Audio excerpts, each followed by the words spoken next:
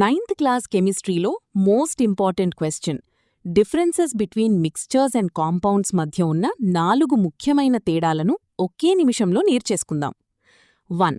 Composition and properties అంటే సంఘటనం. మిక్స్చర్స్లో elements లేదా compounds కేవలం భౌతికంగా మాత్రమే కలుస్తాయి, ఫిజికలీ మిక్స్డ్. ఇందులో విడివిడి భాగాలు వాటి సొంత గుణాలను కోల్పోవు మరియు వీటి నిష్పత్తి ఎలాగైనా మారవచ్చు, వేరియబుల్ కాంపోజిషన్.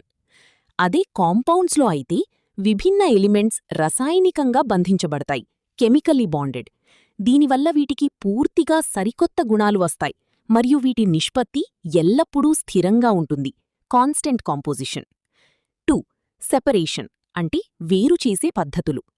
మిక్స్చర్స్ని మనం ఫిల్ట్రేషన్, డిస్టిలేషన్ లేదా మ్యాగ్నెట్ వంటి సాధారణ ఫిజికల్ మెథడ్స్ ద్వారా చాలా ఈజీగా విడదీయవచ్చు. కానీ కాంపౌండ్స్ని భౌతిక పద్ధతుల ద్వారా అస్సలు విడదీయలేము. వీటిని విడదీయడానికి కెమికల్ రియాక్షన్స్ లేదా ఎలక్ట్రాలిసిస్, విద్యుత్ విశ్లేషణ వంటి పద్ధతులు తప్పనిసరి. 3. ప్రాపర్టీస్ అంటే ధర్మాలు. మిక్స్చర్స్కి ఒక స్థిరమైన మెల్టింగ్ లేదా బాయిలింగ్ పాయింట్ ఉండదు, నో ఫిక్స్డ్ పాయింట్.